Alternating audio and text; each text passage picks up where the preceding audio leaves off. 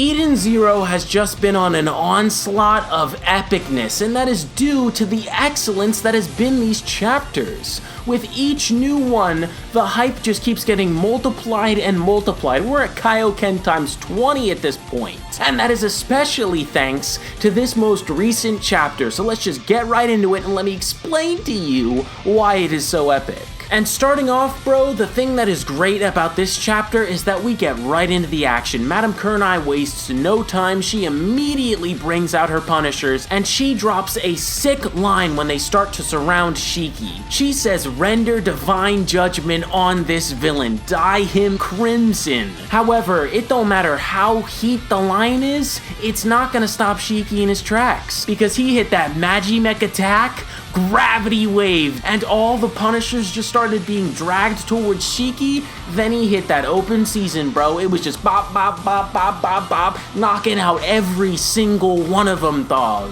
And then we get the gloriousness that is this panel, dude. Look at this art, golly. But enough about the godly art, it's time to get back to the action. So after Shiki puts all the punishers down for the count, he then charges straight at Madame KURENAI, but Walrus Face decides that he wants to get in the mix, so he flies in front of Shiki and knocks this dude straight to the ground. And I gotta say two things about this. First off, don't touch my boy with those crusty feet you got, bro. And second off, shouldn't you be serving a Popeye's chicken sandwich to somebody, bro? You said you work at Burger King? Should've picked a better job. Who eats Burger King nowadays anyway? Sorry, I'm getting off track, bro. Back to the story. So after Shiki falls flat on his face thanks to the kick, Garrett then leaps at the opportunity and wraps his whip around Shiki's leg, which proceeds to give a shock to the system for poor Shiki. Walrus Face then leaps at that opportunity and knees Shiki in the stomach. These dudes think they so nice with it just because they got one team combo. Y'all landed 3 surprise attacks on my boy, and now you think you got swag.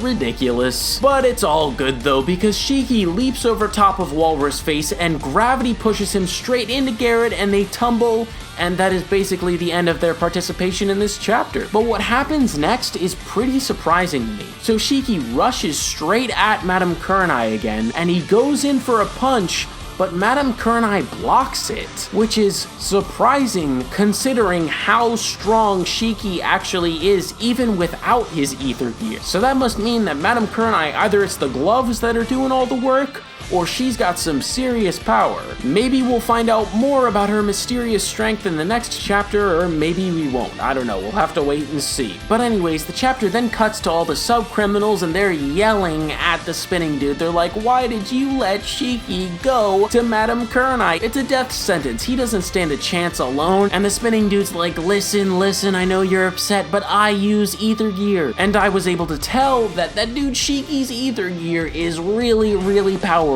Way more powerful than mine. But the sub-criminals, they're not having it. They're like, "It's time to mobilize. Now is when we strike against Madame KURENAI." And Rebecca, overhearing all of this, runs to Hamura, and she's like, "Hamura, we need you. Shiki went off to fight Madame KURENAI alone." But Hamura, yeah, she's still grieving. But then Rebecca starts to remember all the things that Hamura was saying about how she wants to tell her master something. So then Rebecca says, "Did you get to say it? What you wanted to say? I'm sure she'll hear you. Go on, say what's on your mind of like you always do. I'm sure your feelings will reach her." And this kind of touches Hamura, so she starts to lighten up a little bit. Hopefully though, she doesn't immediately get right back into action in the very next chapter. I feel like that is way too soon. What I'm hoping is that it will take 2 or 3 more chapters for her to sort of get back into it, but she has to have a confrontation with her mom and get over that for her to fully get back into it. But I'm done talking about that because there's more pressing things to talk about right now. Like, I don't know, Drake and Joe hacking into Madame KURENAI's death satellite and completely taking it over. Bro, this dude picks the best times to just show up in the series. And bro, I just gotta voice act Drake and Joe's lines here because they are too ill. They're too savage. I just gotta remember my Drake and Joe voice. "This takes me back.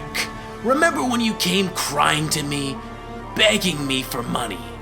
And now, you're this tacky old hag." Jeez, bro, I love voice acting Drake and Joe's lines because they're so dope, and I wish he had said more, but unfortunately, it's Maria that finishes off his sentence. She says, "We'll take this as the interest on your loan." It's a cool finisher, but I just wish Drake and Joe had said it. But now it's time to talk about Madame KURENAI, because as you can imagine, she is not too happy at what Draken has just done.